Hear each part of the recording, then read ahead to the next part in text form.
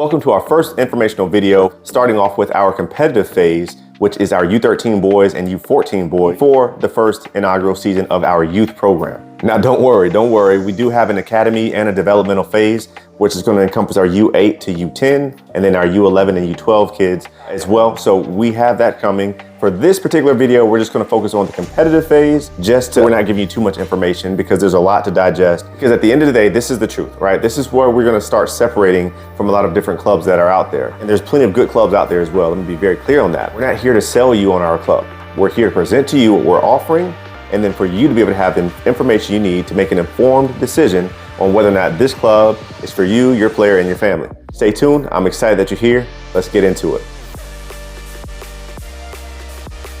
So it's important to understand the purpose behind our competitive program, our competitive boys for U13 and U14 at Burlington United FC. Our goal is to prepare our youth, these players, for one of four options that they'll take in their next steps in their soccer journey.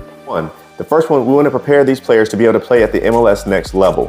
One of the big things that we've heard, and we have great relationships with folks in different programs that are across the state and across state lines, where they talk about the number one thing that they have an issue with are players that make it or come out for the MLS next level, and they're simply not prepared. They haven't been developed. They haven't been developed mentally, tactically, and really tactical is at that age range isn't the biggest piece that we're looking to push, but technically at this age, 12 and 13, and even into 14, you need to have time on the ball, your technical skills, plus a basic understanding of the game that ushers you into being able to provide the players with a more advanced understanding at the MLS next level. That's really critical. That's a really critical piece that is lacking across the board. That's one piece that we really look to improve on and provide a better soccer landscape for Burlington and the overall region at large. The next one is ECNL level. The ECNL level is a great high competitive level, and arguably in some areas even better than MLS Next. In the grand scheme of things, MLS Next is the better competition level, but ECNL has a great opportunity to really develop players and push them forward to great opportunities, even up to the professional level. Number three, some players are simply not going to want to play MLS Next. They don't want to play ECNL. They don't want to deal with the travel. They don't want to deal with the commitment, because most of those programs, especially at the MLS Next level, you're practicing 4 days a week.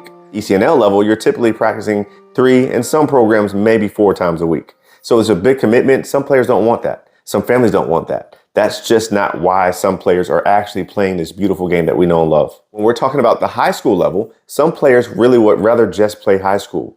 They find greater value in playing for the legacy of that high school. Some type of connection to your community to where you want to play for your high school. You want to be able to have the badge of your high school and play that. That's great. There's nothing wrong with it. Some just want the experience of playing with their local community, with their peers, their friends that they've grown up with, and they want to have a good time. And there is nothing wrong with that. Either way, it's our job to prepare them so that they can perform the best and have the best experience in either decision that they choose to go with. And number 4, this is the last one, but it's the most important one. Our job, our number one and most important thing that we can do for these players is to prepare them to compete in life. Listen, soccer is going to end for everyone. It has an expiration date for every player, every parent, every family member. It's going to end one day. It's just a reality. And so our job is to make sure that they can walk out into life and compete, be successful, find solutions, solve problems, so that they can be the driving force into a great and successful experience called life that they can control. So let's talk about the foundation and the founding principles of our club. Number 1 is tough. We want our players to be tough. We will coach them to be tough. We will expect them to be tough. We will teach them how to appropriately be tough. Number 2 is fast. All of our players are going to have to learn how to operate in a quick environment, in a fast pace. Now, look, we understand all athletes have different levels of athleticism, different levels of speed, ability. We get that, and we can live with it. Our job and our goal is to make sure that they understand wherever you are starting from, we want you to max that out every chance you get. This is critical for us to make sure we're driving this home, because our players, our playing style, our mentality, have to be fast at what it is they're doing at any point on the pitch. Next one up is discipline. Listen, we're going to mandate that discipline be a founding core of what it is that we're doing. We have to be disciplined, from how the coaches conduct themselves on the field, from how the parents conduct themselves on the sideline. Ultimately, how the players conduct themselves on the field is going to be critical as well. We will have to have the players be disciplined, because they're going to need to get touches on the ball outside of team practice. Why is this important? If they are not getting touches on the ball outside of the field of practice, they're going to fall behind. And the things we're going to be pushing them to be able to do, they're going to want to technically have that already taken care of before they make it to the next phases of practice. We are pushing forward, we're pushing the envelope, and all of these things come together is going to create something called a fun environment. Folks, I'm telling you, children or players, they have more fun when they are capable. They become capable by doing the work and getting the touches. If you want to be good at push-ups, you have to do push-ups. Same thing, discipline. And the last one is smart. Listen, good soccer players have the ability to figure out solutions and figure out scenarios. That's just a part of what this game is. And as we're developing these players and we're pressing them, we're going to cause them to have to really rely on their intelligence of the game, which means we have a responsibility to teach that to them in a way that they can receive it.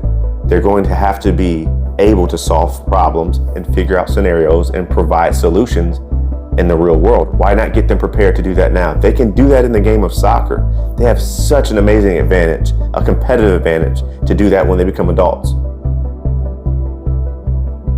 Number one question that we've been hearing is about tryouts. When will tryouts be? Where will it be? All of those things will be coming out shortly.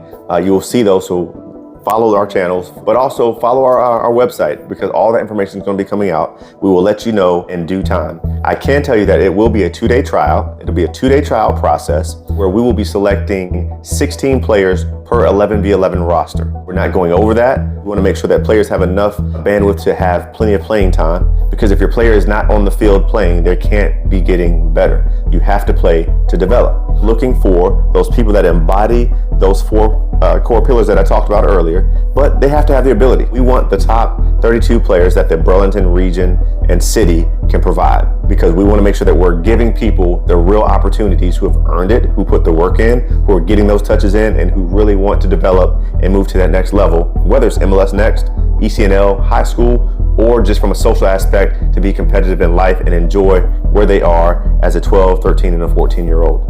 We will announce coaches as we get closer to trials, and we may not even announce the coaches until the trials. At the end of the day, we're not selling you on a particular person. We're selling you on a model, on a culture, because all of our coaches will be held to a standard. The coaches that we bring in are the coaches that match our value system, that love and care about these kids, that want to encourage a fun and safe environment that's critical, but also are willing to push these kids to the best versions of themselves. That's where the true winning is done.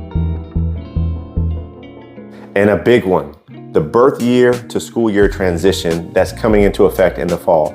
Listen, we understand the concerns, we get the community, we understand this community here in Burlington. So for our U13 and U14 teams of next year, we're gonna have some flexibility and leeway. We're not gonna just disband groups of players if they are the best groups of players to be banded together. We're not gonna just disband those guys because of where their age ranges fall.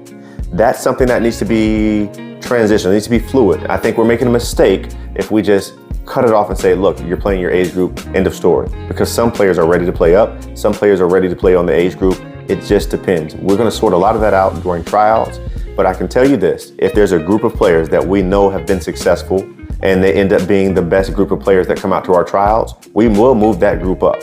So we are looking at it from a very, very fluid and a flexible situation and standpoint.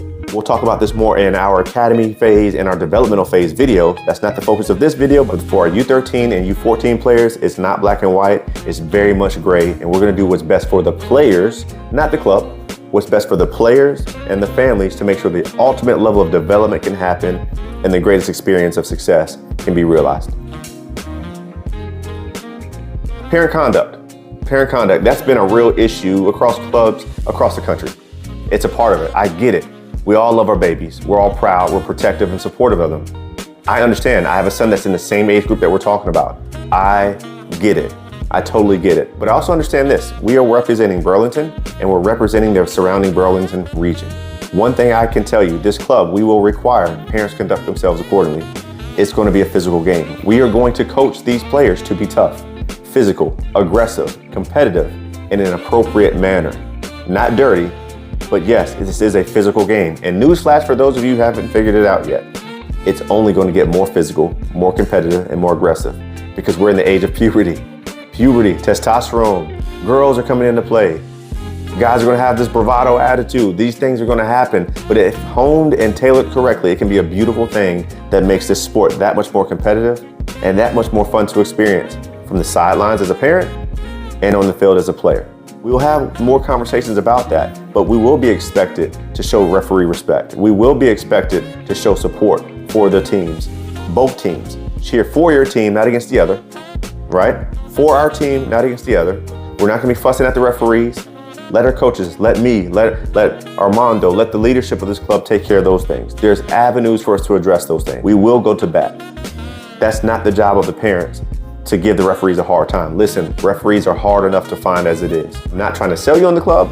I'm just telling you what our expectations are so you know the parameters to make an informed decision on whether this is a good move for you and your family. We will represent this city and the surrounding region at Burlington United the right way. If you have any questions, email us. There's a team of us that will be responding. Email us at talktobufc@burlingtonunitedfc.com. Again, that's talktobufc@burlingtonunitedfc.com. One thing this club will do very well is communicate, respond, and have an open avenue for you to be able to get your questions answered and make the best decision, and making sure that your player and your family, that's important, player and the family, are having the best experience possible as we represent this beautiful city and beautiful surrounding region to bring soccer to a whole nother level. All right, so excited to see you all. Stay tuned. We got more videos talking about our academy phase, our developmental phase, our lady ballers. This is really, really important to me. Our lady ballers. Can't wait to continue to build that program. And we are working to build that program.